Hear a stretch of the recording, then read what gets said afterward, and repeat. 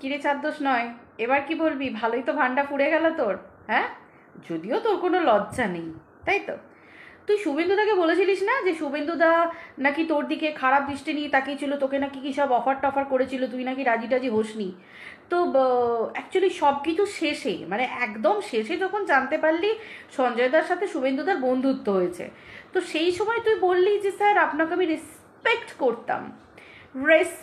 করতাম, মানে ওই জানার পর রেসপেক্টটা হয়তো চলে যেতে পারে, কিন্তু তার আগে রেসপেক্ট করতাম। যদিও তোর কথার টোনটা শুনে মনে হচ্ছিল ঠিক আমরা মেয়েরা যেভাবে আমাদের স্বামীদের উপর জোর ফলাই, মানে কোনো ভালোবাসার মানুষ মানেই তো মানে আমাদের মেয়েদের কাছে স্বামী হওয়া উচিত।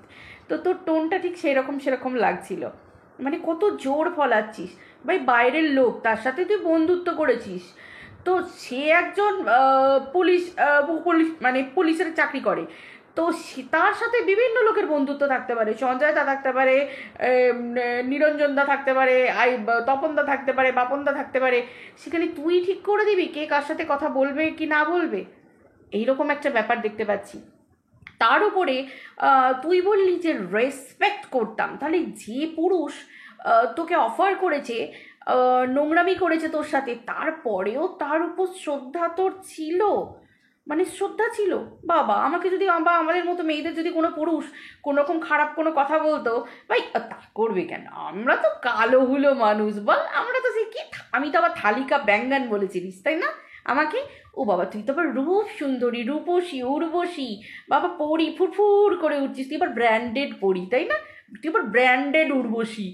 তো যাই হোক, তো তারপরেও তোর ওই মানুষটার প্রতি শ্রদ্ধা ছিল?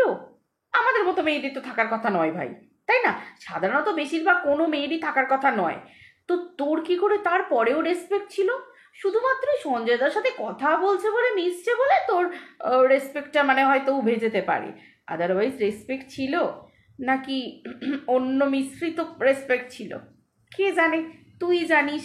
তারপর দেখ, পরিষ্কার কথা, তোর ওপর লোকে বলছে তুই 49 টাকা রিচার্জের জন্য বলেছিস, তুই 1,500 টাকা বলেছিস, তুই এটাও ভিডিওতে বলেছিস যে তোর স্বামীকে তোর কি বলে মেসেজটা পাঠাতে গিয়ে তার কাছে চলে গেছে, ঠিক আছে? কিন্তু তার তার আগে যে 1,500 টাকার কথা বলেছিলিস, সেটাও ভুল করে ওই শুভেন্দুদার কাছেই চলে গেছে। এই তোরে তো টাইপ ভুল করে বারবার শুভেন্দুদার কাছে কেন যায় রে? একটুখানি বলিস না রে, প্লিজ একটু বলিস না। তো দেখ, তুই অন্য মানুষদের নিয়ে বলবি, অন্যের বউকে নিয়ে বলবি, অন্যের ক্যারেক্টার নিয়ে বলবি, আর এইভাবে তোর ভান্ডা ফুটবে।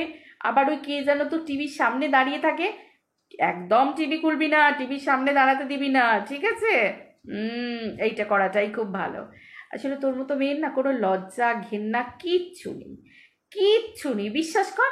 আজকের দিনে আমার মনে হয় যে তোর মতো একটা নোংরা মেন্টালিটির মহিলার সাথে তোকে আমি দিদি বলেছিলাম কোনো না কোনো সময়। সিরিয়াসলি বলছি, আমাদের মতো ভদ্র সভ্য পরিবারের, মানে আমার বাড়ির মতো ভদ্র সভ্য পরিবারে, যে পরিবার থেকে আমি বিলং করি, তো সেই পরিবারের মেয়ে হয়ে আমি তোর মতো মহিলাকে দিদি বলেছিলাম। বিশ্বাস কর, আমার নিজেকে নিজে মনে হয় ঘেন্না লাগে, আমার মনে হয় এ পাপ আমার কোনোদিন খণ্ডন হবে না। কারণ কেন বলতো? তুই চূড়ান্ত পরিমাণ নোংরা।